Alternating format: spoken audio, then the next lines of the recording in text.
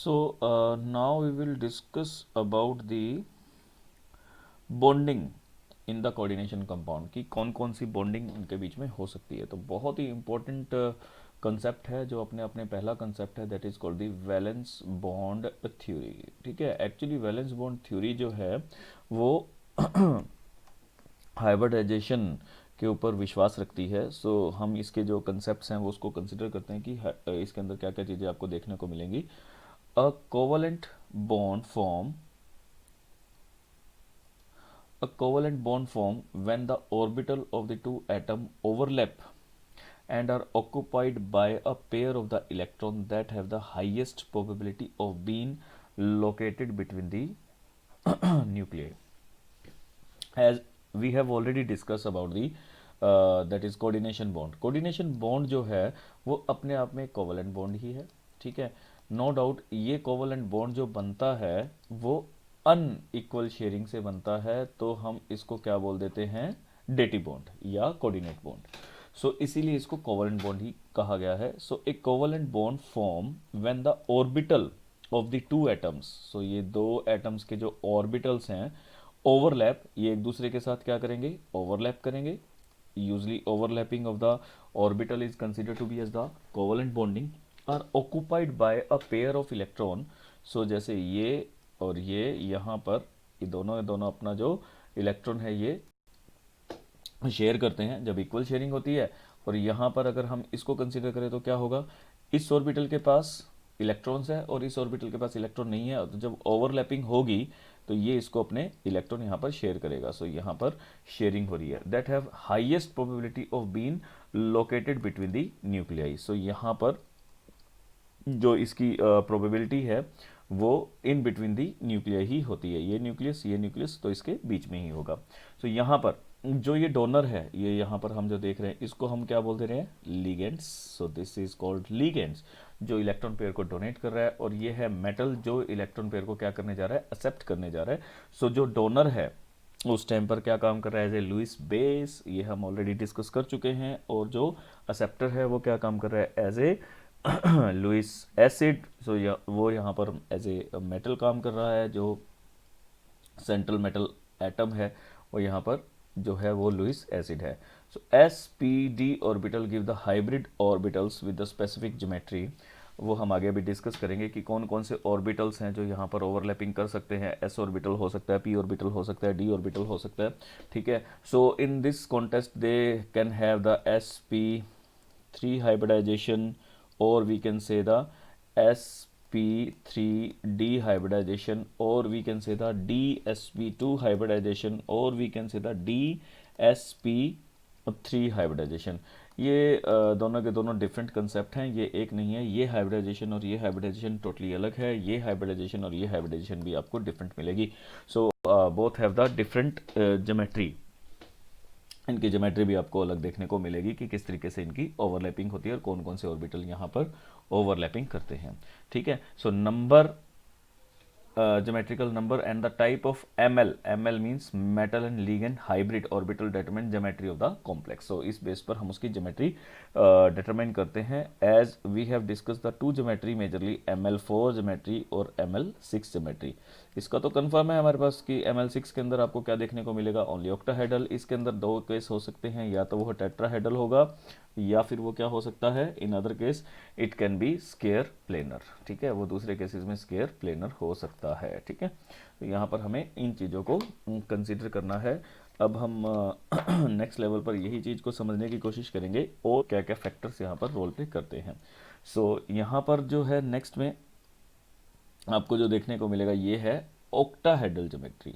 Octahedral geometry means हम किसकी बात कर रहे हैं, ml6 का केस कर रहे हैं। ml6 के केसेस में ऑक्टाहेड्रल ज्योमेट्री है। ml6 से chromium is the central atom ion या मेटल। यहाँ पर क्रोमियम है जिसके साथ 6 लिगेंड्स जो हैं वो अटैच हैं। अब देखते हैं कि वो कैसे अटैच हैं। ये क्रोमियम का अगर यहाँ पर हम ऑक्सीडेशन स्टेट देखें तो ऑक्सीडेशन स्टेट क्या आ रहा है, +3 आ रहा है, क्योंकि ये न्यूट्रल है। याद रखिए ये क्या है, न्यूट्रल है। इट इज़ न्यूट्रल, तो सारा का सारा चार्ज जो आ रहा है वो किसका आ रहा है, वो क्रोमियम का आ रहा है। अब हमें पता है कि क्रोमियम का एटॉमिक नंबर क्या होता है बेटा, दैट इज 24। तो यदि इसकी जनरल इलेक्ट्रॉनिक कॉन्फ़िगरेशन देखें तो क्या बनेगी, दैट विल बी आर्गन, ठीक है, argon then 4s1 and 3d5, ये बनती है इसकी जनरल इलेक्ट्रॉनिक कॉन्फ़िगरेशन। अब इसके अंदर क्या हो रहा है, 3 क्रोमियम +3 चार्ज है, क्रोमियम +3 चार्ज है तो 3 इलेक्ट्रॉन बाहर निकलेंगे, तो पहला इलेक्ट्रॉन निकलेगा S से और 2 इलेक्ट्रॉन निकलेंगे D से।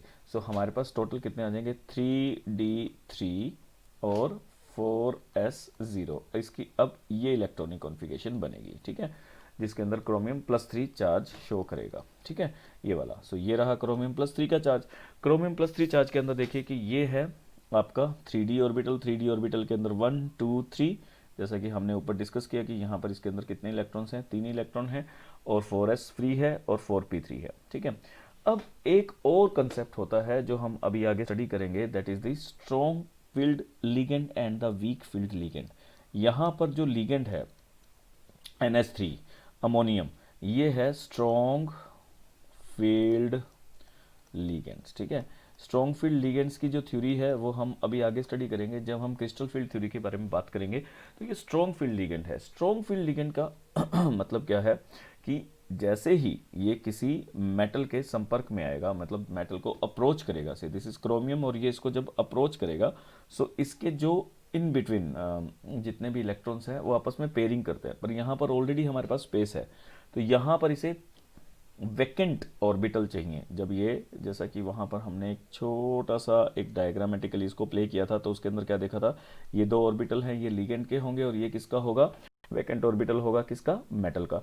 सो मेटल का जो वैकेंट ऑर्बिटल है, अब यहाँ पे कौन कौन से नजर आ रहे हैं, डी का ये वाला ऑर्बिटल, डी का यही और ऑर्बिटल, 4s का ये वाला ऑर्बिटल, 4p का ये 3 ऑर्बिटल जो भी वेकेंट है, और 6 ऑर्बिटल उसके साथ हाइब्रिड करेंगे, हाइब्रिडाइजेशन करेंगे।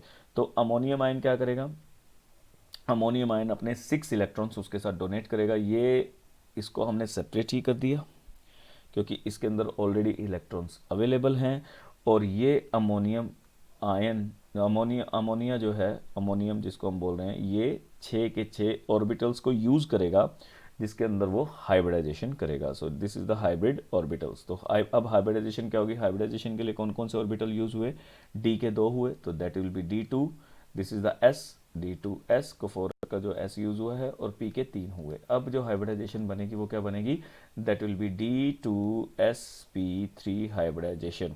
अब यही हाइब्रिडाइजेशन होगी जब ये इनर इलेक्ट्रॉन्स को यूज करता है, कौन से, इनर इलेक्ट्रॉन्स, ओ सॉरी इनर ऑर्बिटल्स को, इलेक्ट्रॉन्स नहीं, इनर ऑर्बिटल को यूज करिए। डी के जो ऑर्बिटल्स हैं ये इनर ऑर्बिटल्स हैं, तो इस वजह से इसको बोलते हैं inner complex, inner complexes, inner complexes. Inner complex है क्योंकि ये यहाँ पर ये यूज कर रहा है। एक चीज और यहाँ पर पता चलती है, देखिए ध्यान से, ये हमें ये भी बताता है कि ये कॉम्प्लेक्स जो है, ये वाला जो इसके आप स्ट्रक्चर देख रहे हैं, ये कॉम्प्लेक्स पैरामैग्नेटिक है या डायामैग्नेटिक है, ठीक है। पैरामैग्नेटिज्म वहाँ शो होता है जब ऑर्बिटल्स के पास पेयरिंग ऑफ द इलेक्ट्रॉन्स होती है। क्या यहाँ पर पेयरिंग है, सो पेयरिंग नहीं है, सो पेयरिंग नहीं है, it means it has the unpaired electron, और जितने अनपेड इलेक्ट्रॉन होते हैं, with the help of this formula n × n+2, इस फॉर्मूला से हम इसकी बहुत इजीली पैरामैग्नेटिज्म या Bohr magnetic moment in the terms of Bohr magneton calculate कर सकते हैं। So this is the way. ये पैरामैग्नेटिक है क्योंकि यहाँ पर 1 2 3 अनपेड इलेक्ट्रॉन प्रेजेंट है। क्लियर हुई बात। सो bye this way the hybridization is, और ये इसका स्ट्रक्चर हुआ, ये बीच में क्रोमियम आयन है और ये इसके सारे के सारे ऑर्बिटल्स हैं जिसके साथ अमोनिया जो है वो हाइब्रिड ऑर्बिटल का फॉर्मेशन कर रहा है। ये अमोनिया का ऑर्बिटल है जिसके साथ ये सारे के सारे ओवरलैप कर रहे हैं, ये 2 2 इलेक्ट्रॉन। ये किसके द्वारा दिए गए हैं 2 2 इलेक्ट्रॉन, ये दिए गए हैं बाय द अमोनिया, क्योंकि इसके वैकेंट ऑर्बिटल्स हैं, और इसके वैकेंट ऑर्बिटल्स कौन फिल कर रहा है, अमोनिया फिल कर रहा है। सो बाय दिस वे ये ऑक्टाहेड्रल फॉर्मेशन करता है। ऑक्टाहेड्रल कैसे, ये चारों के चारों आपको प्लेन में नजर आ रहे हैं। So this is a plane, ये प्लेन के ऊपर है, ठीक है, ये प्लेन के ऊपर हो गया जिसने 4 फेस ऊपर बनाए हैं, और एक ये 4 फेस आपको नीचे की तरफ दिखाई देंगे। सो this is the octahedral shape. Done. So this is called the valence theory. अब हम एक जो ML4 का केस करते हैं, ML4 के केसेस में हमारे पास बहुत ही अच्छा एग्जांपल है, दैट इज ZnOH का टेट्रा ओ एच है, हाइड्रोक्सिल है, ठीक है, इसको कंसिडर करते हैं कि क्या है, जेड। अब देखिए ध्यान से, इसके ऊपर -1 का चार्ज होता है, वी नो दैट।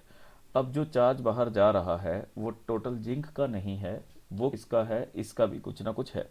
-4 चार्ज यहाँ पर है, ठीक है, और जिंक का +2 होता है, और बाहर कितना जा रहा है, -2, ठीक है। तो जिंक का यहाँ पर जो चार्ज है वो कितना है, +2 है। अब याद रखिएगा, जिंक का जो एटॉमिक नंबर है वो कितना है, the atomic number of zinc is 30। तो यदि हम इसकी इलेक्ट्रॉनिक कॉन्फ़िगरेशन बनाए तो क्या बनेगी, argon, that will be 4s2 3d10, ठीक है। ये उसकी थी 30 की इलेक्ट्रॉनिक कॉन्फ़िगरेशन। जब यहाँ से +2 चार्ज आएगा, तो जब हम जिंक की बात करेंगे, जिंक +2 की, तो 2 इलेक्ट्रॉन आउटर मोस्ट शेल से निकलेंगे, यानी कि ये पोर्शन क्या हो जाएगा, 0 हो जाएगा। तो it will be 3d10 and 4s0, ठीक है। और यहाँ से इसके साथ साथ 4p भी 0 हो जाएगा, ठीक है। अभी हमें यही तो चाहिए। अब देखते हैं कि 4 ऑर्बिटल्स हमें चाहिए। 4 ऑर्बिटल्स के लिए d तो कम्प्लीटली फिल्ड है, क्योंकि 10 के 10 इलेक्ट्रॉन यहाँ पर फिल्ड है। अब हमें वैकेंट कौन सा चाहिए, 4s जो वैकेंट है, 4p के तीनों ऑर्बिटल्स वैकेंट है। अब ये OH है, OH will come with the 1 2 3 OH, OH come with the electron pair, और ये 4 ऑर्बिटल वैकेंट ऑर्बिटल की तलाश में ये यहाँ पर इसके साथ बॉन्ड का फॉर्मेशन करेगा। 4 ऑर्बिटल बन गए, देखो क्या बनी, sp3। और जब sp3 हाइब्रिडाइजेशन होती है तो उस पर्टिकुलर केसेस में हमेशा टेट्राहेड्रल शेप बनती है। So this is the tetrahedral shape, ठीक है। ये कौन सी शेप होगी, टेट्राहेड्रल शेप है, ये आपके सामने बनी हुई है। So this is the zinc, ये जिंक है, जिंक के 4 ऑर्बिटल हैं जो वेकेंट है, जो व्हाइट कलर में आपको नजर आ रहे हैं। जो रेड कलर का पोर्शन है, this is the overlapping of the OH ligand, ठीक है। ये यहाँ पर हाइड्रोक्सी लिगेंड जो है वो बॉन्ड का फॉर्मेशन कर रहा है और टेट्राहेड्रल बॉन्ड बना रहा है। नेक्स्ट इज, अब इसी बेसिस पर देखते हैं कि स्केयर प्लेनर कब बनाएगा। स्केयर प्लेनर के लिए हमें क्या देखना है, so this is the case for the square planar, let's check it out. Square planar के लिए हम देखते हैं, सो ये निकल है, we know that the atomic atomic number of nickel is atomic number of nickel is that is 27 28, ठीक है। Atomic number निकल का 28 है। अब ये -1 का चार्ज है, -1 का चार्ज है, इसका चार्ज हमें निकालना है। ऑल ओवर चार्ज -2 है, तो हम देख सकते हैं कि इसके ऊपर कितना चार्ज आ रहा है, +2 का चार्ज आ रहा है। so, सबसे पहले 28 का बनाते हैं, this will be the argon, कितना बनेगा, 3d8 28 का और 4s2, ठीक है। अभी बात करते हैं यहाँ से s में से जब 2 इलेक्ट्रॉन निकल जाएंगे तो निकल के ऊपर चार्ज कितना आ जाएगा, this will be +2। So now it has the argon, then 3d8 4s0 and 4p0। ये हमारे पास आ गया इसका एक्चुअली कॉन्फ़िगरेशन। चलिए ठीक है, ये कंप्लीटली फिल्ड है, इसकी हमें जरूरत नहीं है, तो हमने 3D वाला लिख दिया। This is the 3D, 1 2 3 4 5, 3D के पांचों ऑर्बिटल हमारे पास आ गए, S का आ गया और P के तीनों ऑर्बिटल आ गए। Let's check it out. अब जैसे ही CN 1 2 3 4, CN के जो चार लिगेंड हैं CN के, ये जो इसको अप्रोच करेंगे तो ये स्ट्रॉन्ग फील्ड लिगेंड है। CN is a strong field ligand, strong field ligand है। चलो देखते हैं कि क्या होगा। यूजली जब हम इसे फिल करेंगे तो फिल करते ही हमें क्या दिख रहा है यहाँ पे कि D के अंदर 8 इलेक्ट्रॉन है जिसे हम फिल कर रहे हैं, 1 2 3 4 5 6 7 8। तो ये तीनों तो कंप्लीटली फिल्ड है, ठीक है, हम इसे तो छेड़ ही नहीं सकते। तो जैसे स्ट्रॉन्ग फील्ड लिगेंड इसको अप्रोच करेगा, ये दोनों भी आपस में क्या कर लेंगे, पेयरिंग कर लेंगे, ठीक है। अभी देखिए कि डी के अंदर एक्चुअली इस तरीके की स्ट्रक्चर आपको देखने को मिलेगी। सो दिस इज डी, 1 2 3 4 5, पहले कितने थे, 1 2 3 4 5 6 7 और 8, ठीक है। ये तो कंप्लीटली फील्ड है। तो जैसे इसको स्ट्रॉन्ग फील्ड लिगेंड कोई भी अप्रोच करता है, स्ट्रॉन्ग फील्ड लिगेंड अप्रोच करता है, तो ये इनर ऑर्बिटल में ट्रांजिट हो जाते हैं, और इनर ऑर्बिटल ट्रांजिट होके ये किस तरह में शिफ्ट हो जाएंगे, लाइक दिस आप देख सकते हैं, 1 2 3 4 5, 1 2 3 4 5 6, ये तो कंप्लीटली फिल्ड थे। अब ये भी आपस में बॉन्ड का फॉर्मेशन पेयरिंग कर लेंगे। पेयरिंग करने के बाद आपको एक डी का ऑर्बिटल जो है वो फ्री मिलेगा, उसके साथ में S जो उसके जस्ट बाद में है, दिस इज द S, और उसके बाद में P ऑर्बिटल है जिसके हम ऑर्बिटल को ऑक्यूपाई कर सकते हैं फॉर द बॉन्ड फॉर्मेशन। 1 2 3 4 ये सी एन के 4 ऑर्बिटल जो हैं ये बॉन्ड का फॉर्मेशन करने के लिए आएंगे। तो ये कौन कौन सा ऑर्बिटल लेंगे? This one, this one, this one and this one. तो 4 लिए। तो देखो हाइब्रिडाइजेशन कौन सी बनी? एक डी का, this is D, this is S and this is P two. तो ये क्या बन गया? D S P two config. ये जो सॉरी हाइब्रिडाइजेशन जो बनेगी वो कौन सी बनेगी? D S P two. और जब डी एस पी टू बनती है तो यहाँ पर जो शेप आप देख रहे हैं, this is the square planar shape. ये टेट्राहेड्रल नहीं है, ये स्केयर प्लेनर शेप है। किस केसेस के अंदर? जब डी एस पी टू होती है। ठीक है, अभी मैं आपको फाइनलाइज बताता हूँ। यदि एस पी थ्री होगी, सॉरी एस पी थ्री होगी, so that will be tetrahedral shape. ये कौन सी शेप होगी? टेट्राहेड्रल शेप होगी।